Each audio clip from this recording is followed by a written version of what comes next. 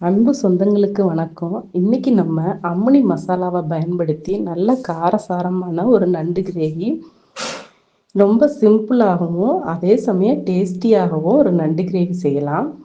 அதுக்கு வடை சட்டியில் ஒரு 2 குழிக்கரண்டி அளவுக்கு நல்லெண்ணெய் ஊற்றிக்கிறேன்.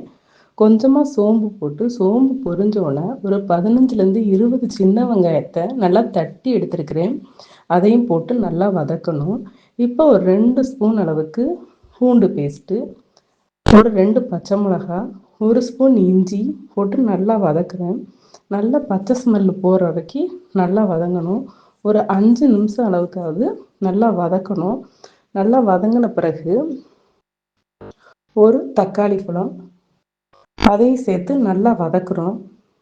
இப்போ நம்ம இந்த நண்டு கிரேவிக்கு அம்மினி மஞ்சத்தூள், அம்மினி மல்லித்தூள், அம்மினி மிளகாய்த்தூள், அம்மினி மிளகுத்தூளை பயன்படுத்தி தான் இந்த நண்டு கிரேவியை நம்ம செய்ய போகிறோம். உங்களுக்கு இந்த மசாலா பொடிகள் தேவைன்னா நம்மளோட வெப்சைட் aminimasala.in இல்லை நம்மளோட வாட்ஸ்அப் நம்பருக்கு உங்களோட ஆர்டரை ப்ளேஸ் பண்ணலாம். இப்போ இஞ்சி பூண்டு எல்லாம் நல்லா வதங்கிருச்சு. இப்போ ஒரு பெரிய தக்காளி, ஒரு பெரிய சைஸ் தக்காளியை போட்டு நல்லா வதக்குறேன். அதுவும் நல்லா வதங்கணும். இப்போ கொஞ்சமாக கருவேப்பிலை போடுறேன். இப்போ நம்ம அம்மினி மஞ்சத்தூள் ஒரு 1/4 ஸ்பூன் அளவுக்கு நான் போடுறேன்.